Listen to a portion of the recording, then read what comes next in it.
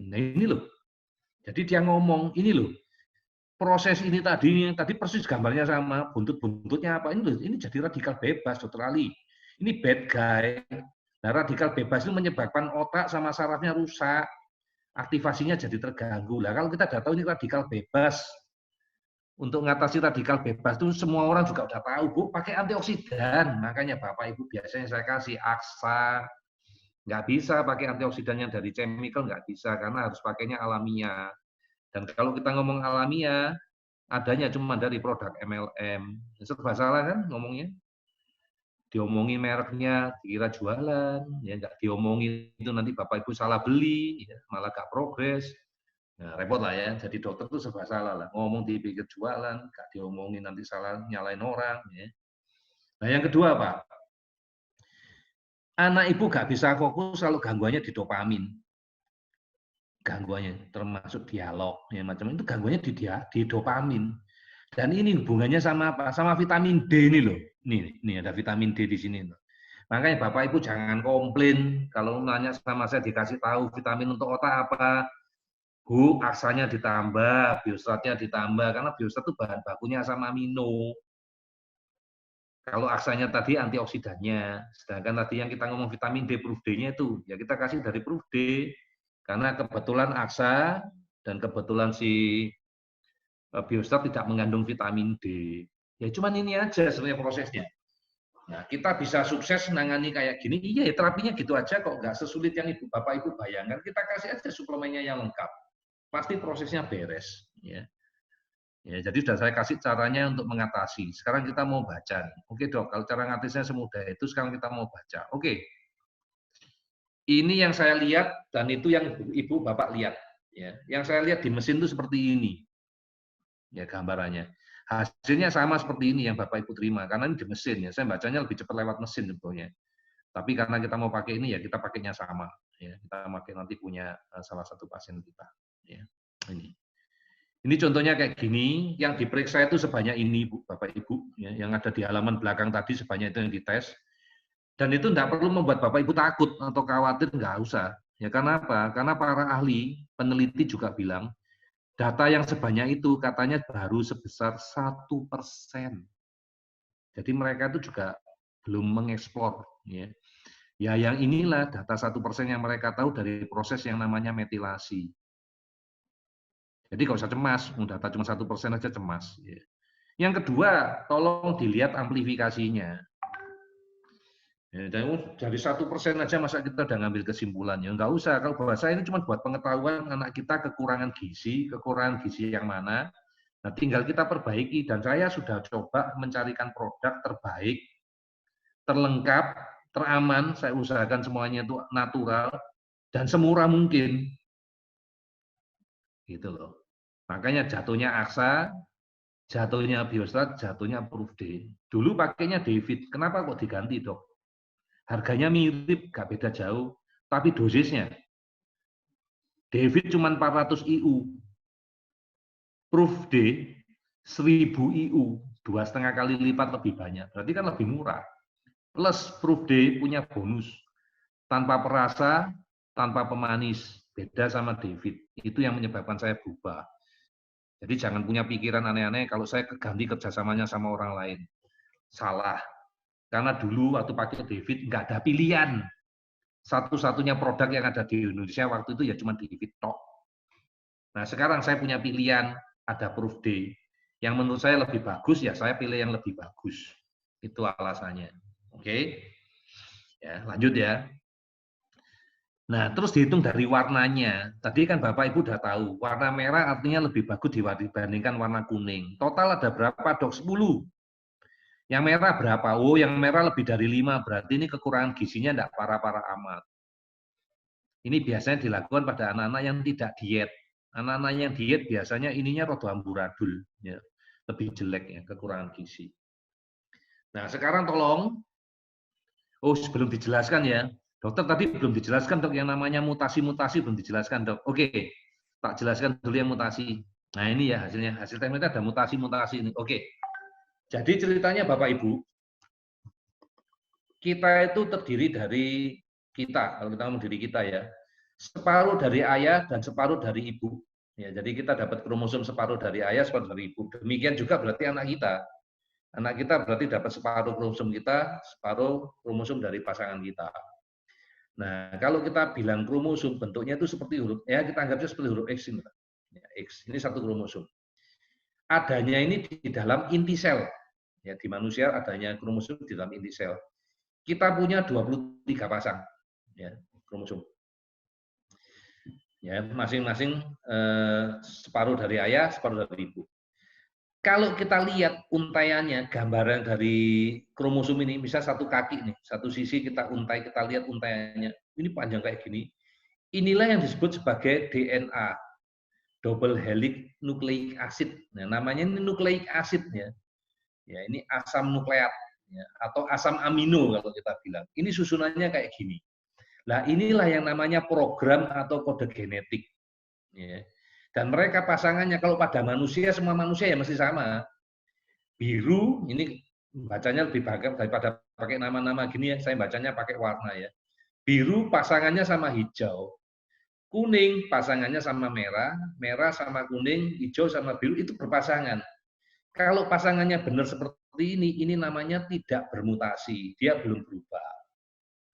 Dia bermutasi kalau ini pindah, berselingkuh. Nah, ini bahasa saya selingkuh.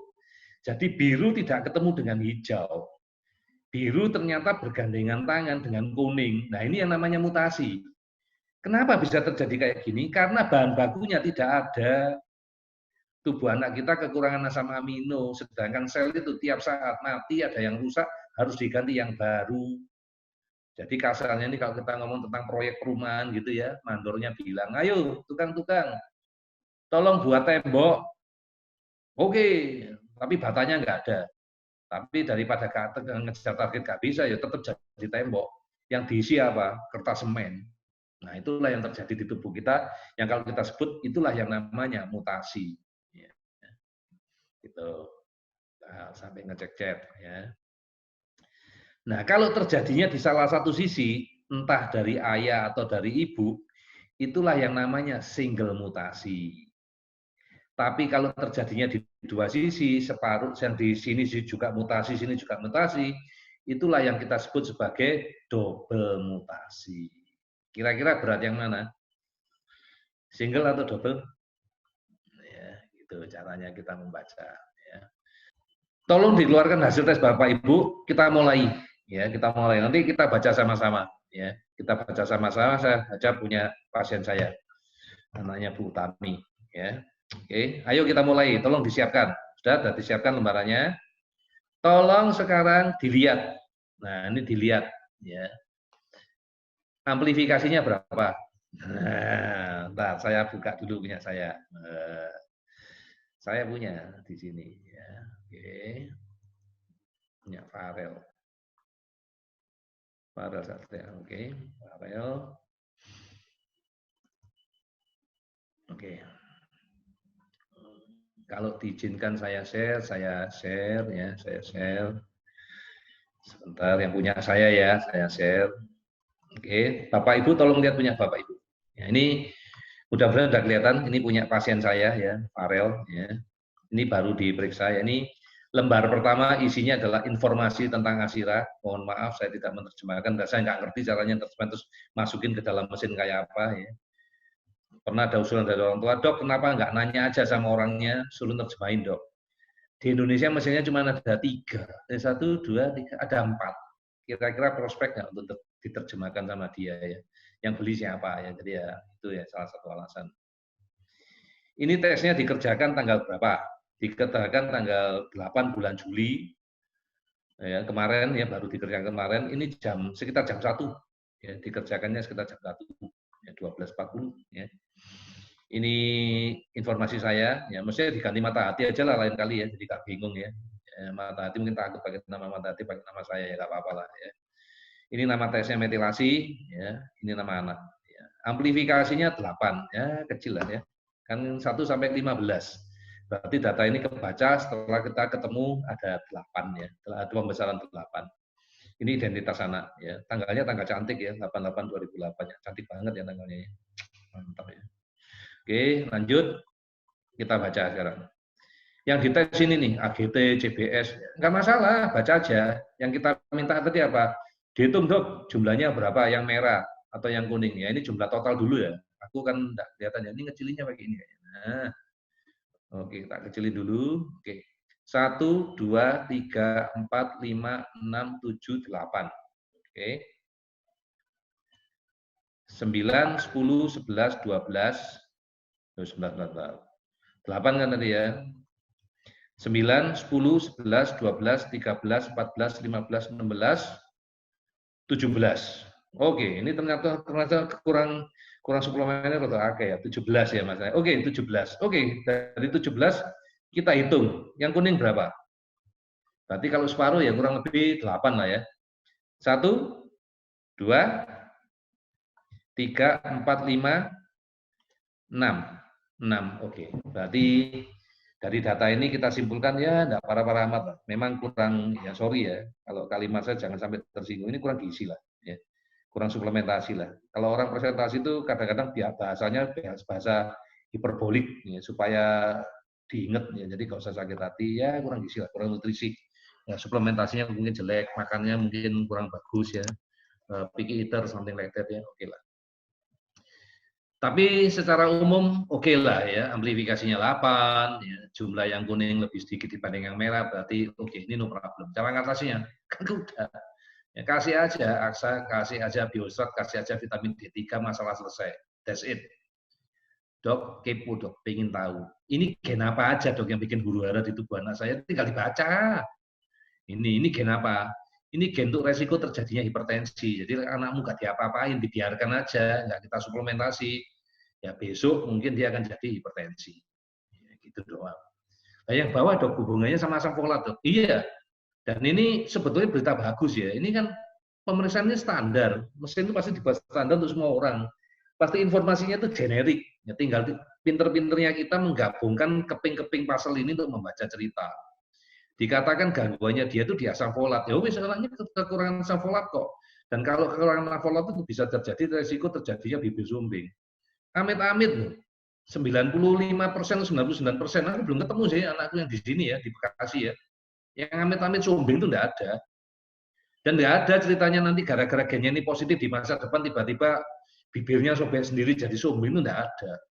Makanya ini cuma resiko secara umum. Kalau pada, ya ini kan kalau kita ngomong ya, kalau ibu-ibu masih ingat waktu dulu masih mengandung, masih hamil lah ya. Kalau ke dokter kandungan kan dikasih asam folat. Nah itu kan tujuannya satu, supaya anak-anak bapak ibu itu kalau lahir itu nggak bibir sumbing, terus perkembangan di otaknya bagus ya, nggak jadi autis misalnya kan kayak gitu. Nah itu mungkin perlu didengar-dengungkan lagi biar bapak ibu itu nggak nyepelein tuh, nggak nyepelein apa yang dikasih sama dokter kandungan. Kadang-kadang, waduh ngasih vitaminnya dok banyak banget dok. Bulan pertama masih minum dok, bulan kedua sudah enggak. Nah ini Bapak Ibu ternyata kurang edukasi ini. Sebetulnya dikasih ini tujuannya untuk ini tadi loh, mengurangi resiko terjadinya gangguan asam folat tadi. Dokter kandungannya udah baik ya, dikasih tapi Bapak Ibunya yang enggak mau minum kadang-kadang. Bapaknya enggak minum, ibunya yang minum. Oke, berikutnya tentang apa lagi dok? Ini resiko terjadinya apa? Low back pain. Oke, ya. Atau saraf kejepit. Ya, ini HNP namanya, ini terjadi HNP, resiko. Ya. Berikutnya ada resiko apa lagi dok? Ada resiko gangguan asam folat. Ya sudah asam folat biarin. Spina bifida itu temannya yang bibir sumbing tadi. Tapi ini kejadiannya di tulang belakang. Ya jadi ini karena banyak orang awam, saya ngomongnya pakai bahasa awam ya. Jadi mohon maaf untuk dokter atau siapa yang kok ngomongnya gayanya kayak gini ya. Saya coba pakai bahasa yang benar-benar bahasa sehari-hari lah ya, yang nggak terlalu membuat kita bingung. Nah ini resiko kena malaria. Ya, jadi dibandingkan orang yang nggak punya gen ini, dia resiko kena malaria lebih tinggi. Jadi sama-sama digigit nyamuk, dia mungkin lebih cepat kena malaria dibandingkan orang lain. Ya, cara bacanya gitu. Sebentar, ada chat lagi, saya lihat. Ini seneng saya baca gini nih, karena memang kalau datanya banyak itu pasalnya lengkap. Sudah saya klik nggak muncul ya biarin ya, mungkin punya saya lambat. Ini juga dia memang punya resiko untuk terjadinya penyakit kardiovaskular atau panik. Nah ini paling cocok nih. Panik itu menunjukkan semakin banyak data ini kita dapat. Ini cuma menunjukkan tanda-tanda undermetilasi. Jadi nanti tolong dibaca ya di Telegram, saya nggak sempat buat semuanya, tak siapkan semua hari ini, saya nggak sempat ya, waktunya nggak nutut. Ini aja perkiraan saya, kita akan molor sampai jam 5. Oke, ini coba saya baca lagi ya.